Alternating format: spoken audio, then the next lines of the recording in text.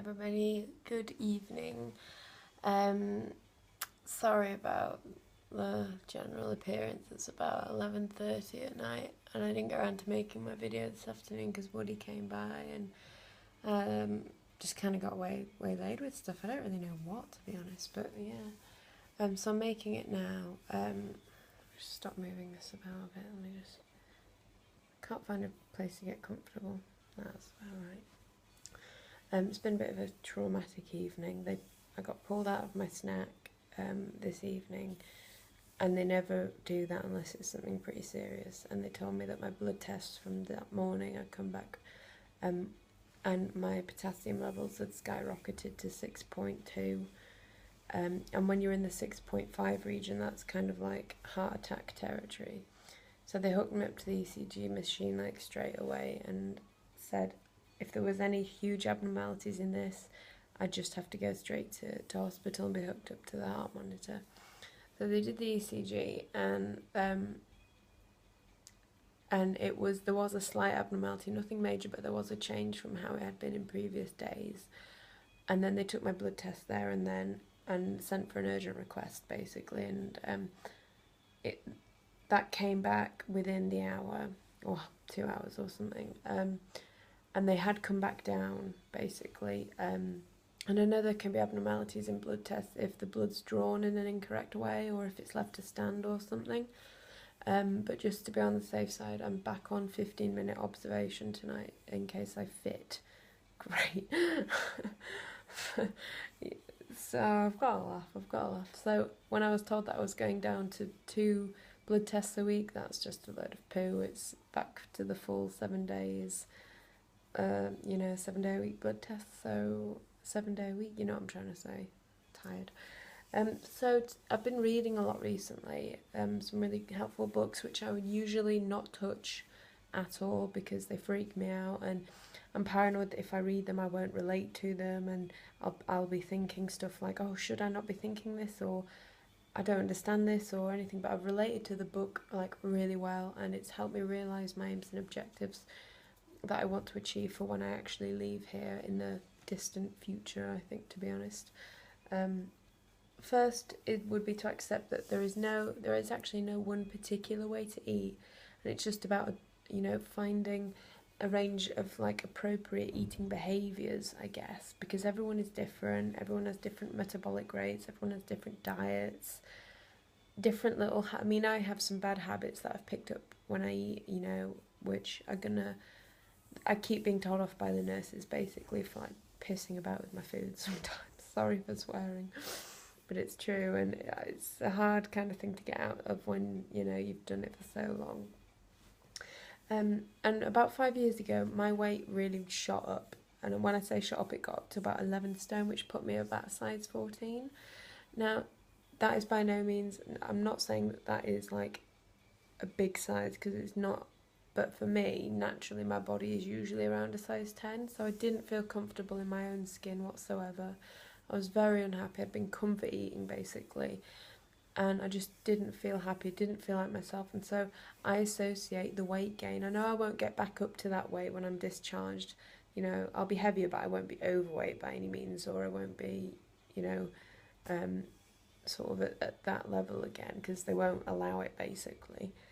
Because in case you freak out and relapse.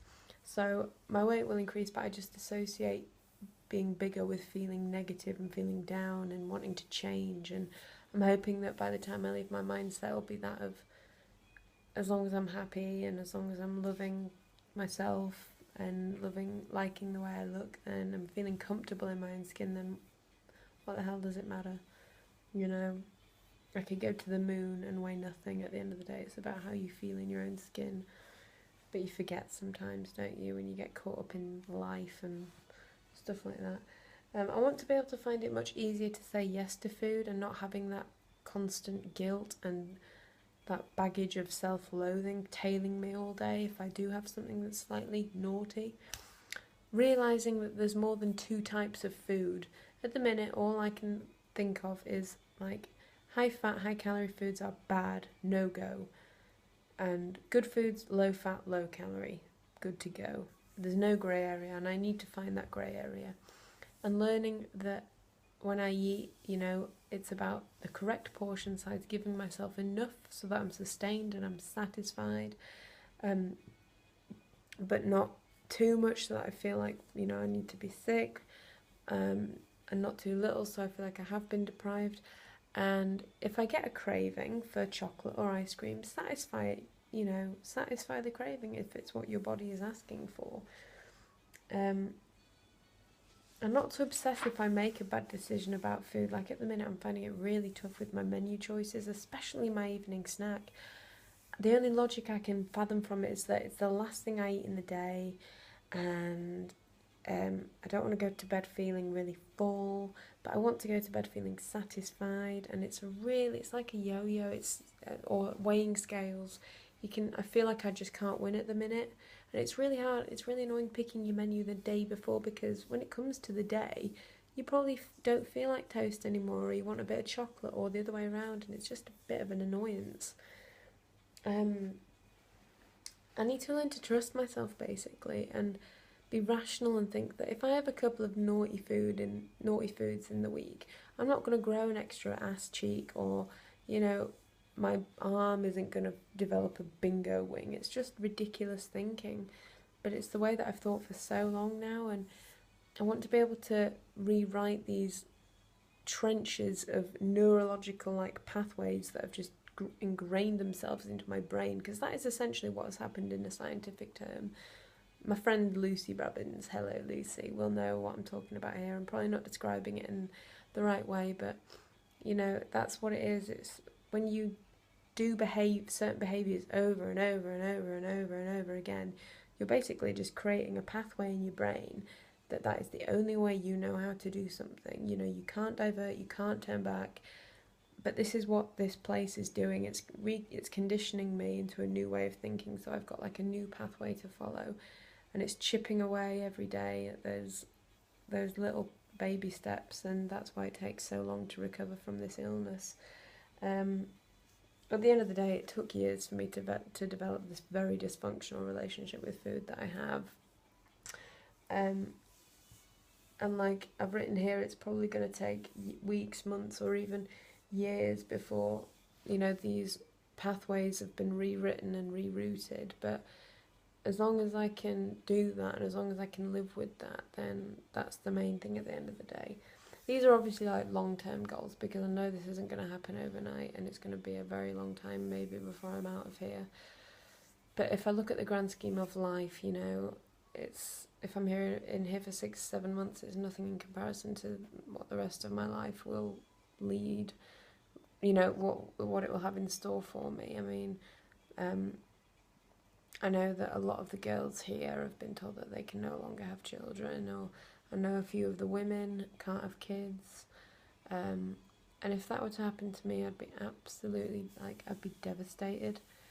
And I mean, I don't know what my situation is. I've not had any tests or anything. I mean, there's nothing to suggest that I can't, but you never know with these things. Your body's destroyed enough as it is. You don't know really what's going on deep down inside. And obviously I've got a few niggling issues with heart and potassium and electrolytes and stuff. But you just never know.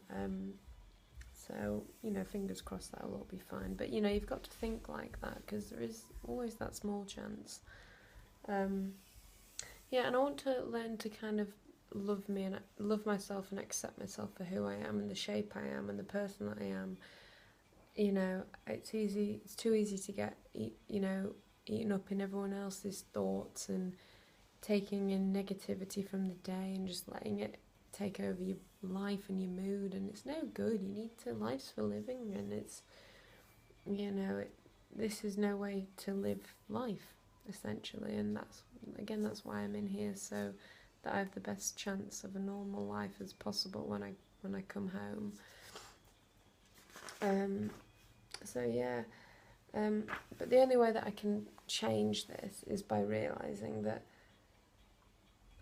I will prevent the change if I only reinforce both the new and the old behaviours. I just need to start creating new behaviours, basically. You know, there's no point me diverting back to old behaviours and old routines and still practicing a few of the new ones, because I will always revert back to the old ones because that is my natural way of thinking. And like I said, this is why the recovery time for this illness is as long as it is, because you are conditioning yourself to think in a totally new way that is alien to you. And it's kind of scary, but empowering as well, knowing that it can be achieved and has been achieved and will be achieved. So I'll probably leave it there because I can feel my eyes closing and my lisp's getting really bad as well. It was a telltale sign.